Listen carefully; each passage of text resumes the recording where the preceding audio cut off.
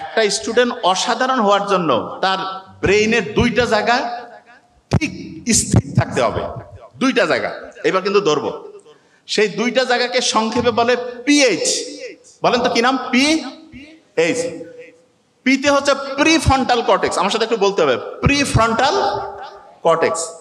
আর এইচতে হচ্ছে hippocampus. H থেকে hippocampus. ওই ঘড়িতে যাবো ফিরে খুব দ্রুত।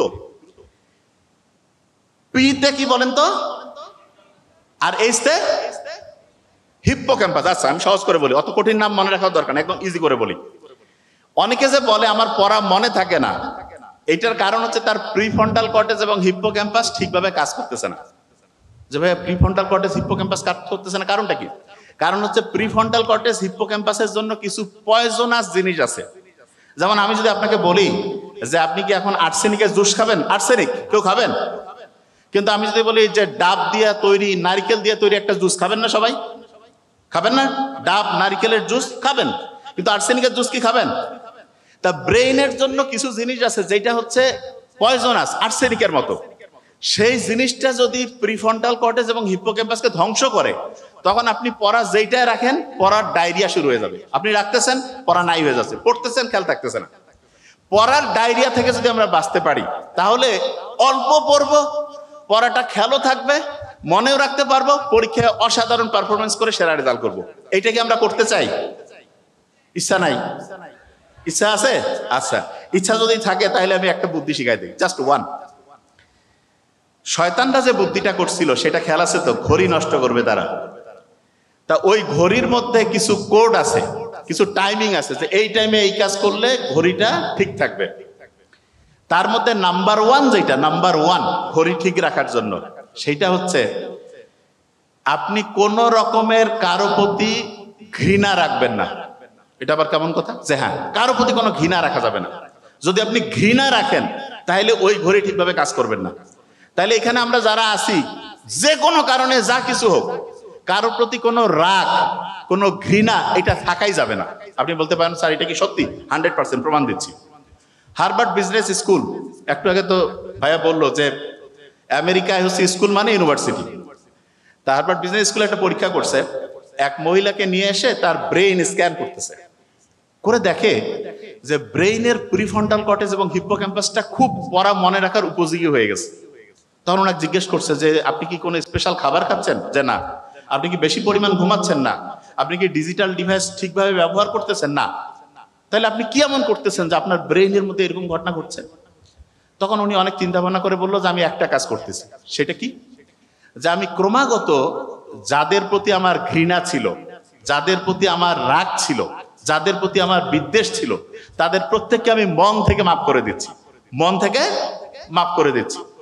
এবং বিজ্ঞানীরা তারপরে এইরকম আরো কিছু পুরুষ এবং নারী যে এরকম মন থেকে মাফ করে দিচ্ছে, এইরকম কেউ কেউ আছে কিনা তাদেরকে আলাদা করে ডাকলো। এবং মজার ব্যাপার, প্রত্যেকের স্ক্যান করে ব্রেইন দেখলো যারা অন্যকে মাফ করে দিচ্ছে, অন্যের প্রতি কোনো বিদ্বেষ নাই, অন্যের প্রতি কোনো ঘৃণা নাই, তাদের ব্রেইনের প্রিফ্রন্টাল কর্টেক্স এবং হিপ্পোক্যাম্পাস আল্লাহর রহমতে পড়া রাখার উপযোগী করে তৈরি হচ্ছে। তাহলে পড়া রাখা মাথায় ঠিকভাবে ব্যালেন্স করার জন্য প্রথম কাজ হচ্ছে ঘৃণা এবং কারো প্রতি রাগ, কারো প্রতি কোনো বিদ্বেষ এটা রাখা যাবে না। এটা নাম্বার ওয়ান। এটুকু বুঝতে পারছি? ক্লিয়ার? আচ্ছা, এবার দ্বিতীয় যে জিনিসটা, সেটা কি? আমাদের ব্রেইনের জন্য সবচাইতে ভালো একটা খাবার হচ্ছে পানি। কি বলেন? পানি। কি কারণে? ব্রেইনের প্রায় 80% হচ্ছে পানি। 80%। আমরা অনেকে আছি না সকালবেলা উঠে পানি খাই না, কিন্তু অনেকে আছে না যে সকালবেলা উঠে পানি খাইতে তিতা লাগে। অনেকে বলবে আপনি সকালে উঠে 1/2 লিটার মিনিমাম পানি প্রত্যেক দিন খাবেন, প্রত্যেক দিন। এবং পানি যখন খাবেন, পানিতে কয়েক ফোঁটা পাহাড়ি লবণ, হিমালয় সল্ট, এরকম বিভিন্ন নামে পাওয়া যায়, এই লবণটা যোগ করবেন। এইটা করে দেওয়ার পরে আপনি যখন ওই পানিটা খাবেন, আপনার ব্রেইন যদি পর্যাপ্ত পানি পায়, তখন আল্লাহর রহমতে পড়া মনে রাখার যে দুইটা সেন্টার, যে ইনবক্স, এই দুইটা একদম তরসাদা ওয়েতে কাজ করবে। তাহলে দ্বিতীয় কাজ হচ্ছে কি? ঠিকভাবে পানি পান করা। বলি ঠিকভাবে পানি পান। আচ্ছা, তৃতীয় কাজ, বুক ভরে শ্বাস নিতে হবে। নাম তো আমার সাথে একটু,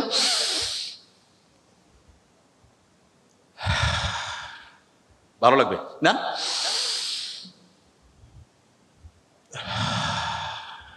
আরেকবার।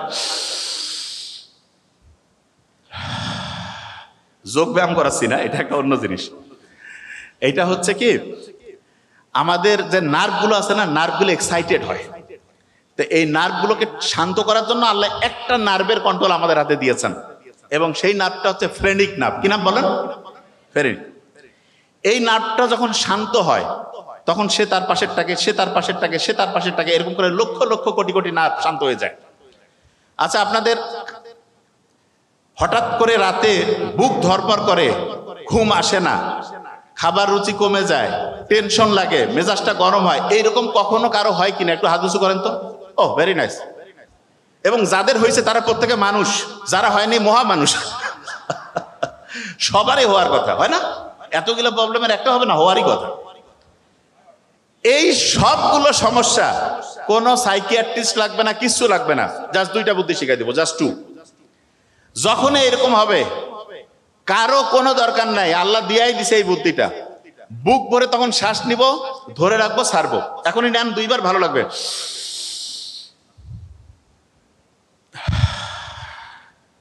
আরেকবার নিব। কারণটা কি সেটা বলি। আমাদের ব্রেইন থেকে শুরু করে সারাটা শরীর না শান্ত হইলে ভালো কাজ করে, আর দ্বিতীয় যেটা সেটা হচ্ছে অক্সিজেন পাইলে ভালোভাবে কাজ করে। আপনি যখন বুক ভরে শ্বাস নিয়েছেন তখন ঠিকভাবে সবগুলো কোষ অক্সিজেন পাইছে, এবং এই কারণে আপনার দেহের প্রত্যেকটা অংশ খুশি হয়েছে। আপনি ক্ষুধার্ত থাকলে যখন খাবার দেয় মনটা খুশি হয় না? ঠিক তেমনি করে যখন আপনি বুক ভরে এরকম শ্বাস নেন, শ্বাস ছাড়েন, তখন প্রত্যেকটা কোষ ঠিকভাবে অক্সিজেন পায় এবং মনটা চাঙ্গা হয়। এটা নাম্বার ওয়ান। নাম্বার টু যেটা সেটা শুনেন। আল্লাহর রহমতে ঢাকা ইউনিভার্সিটির এখানে তো প্রচুর সবুজ গাছপালা, ক্যাম্পাসটা অসাধারণ।